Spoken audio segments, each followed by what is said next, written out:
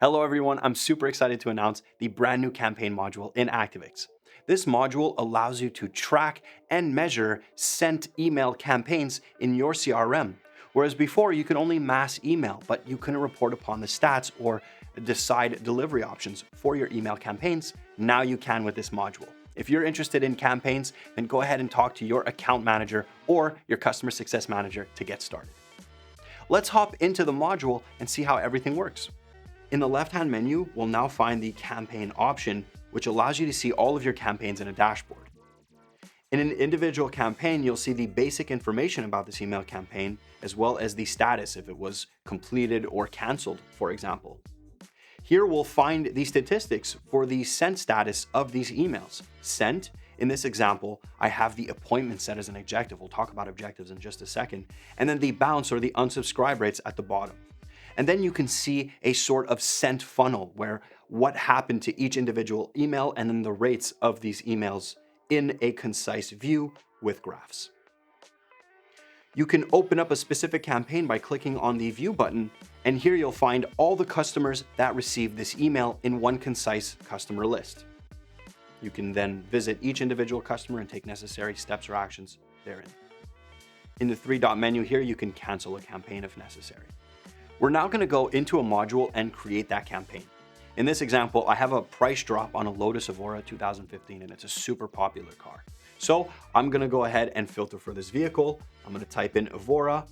In the status, I'll put active, of course, and maybe lost as well in case we want to try to open up those customers again. And then I'm going to select 2015. And here we have our list of customers, 75 leads for this vehicle. Next to the mass mailing option, we have the create a campaign, which is obviously brand new. We'll go ahead and click there. Here, I'm going to create a campaign for all 75 leads. Remember that if you have many pages of leads, make sure to select all the leads, not just the current page that you have open.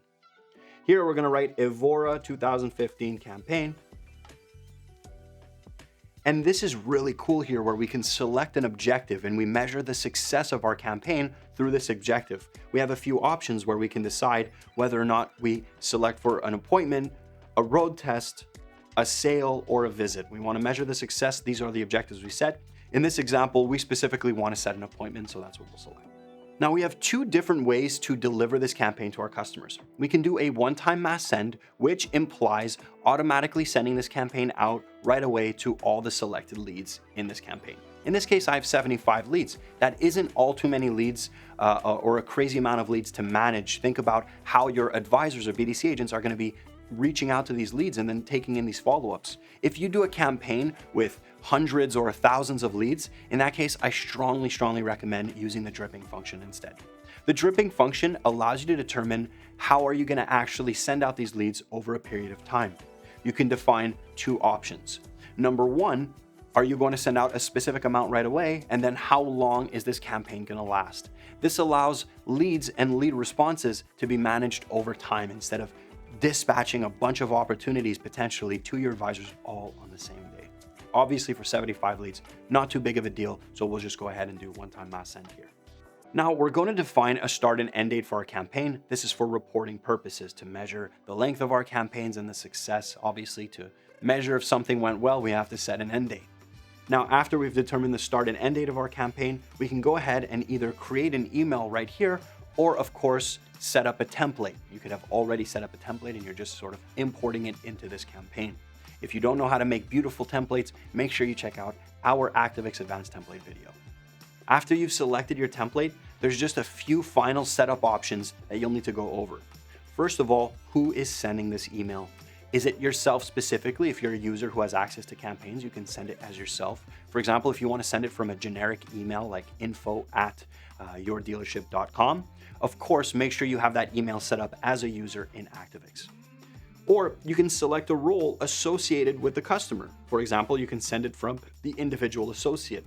If the associate is assigned to a lead, it'll use that email. Then, in the case where unfortunately the associate isn't defined, you'll select a fallback sender. A fallback sender is a specific user. It can once again be yourself or any user at your dealership. Be super mindful that when you're sending emails from specific roles like associate, that you exclude orphan customers, because or else your emails are going to be sent from orphan, the user orphan. So make sure that you exclude those customers when doing your filtering.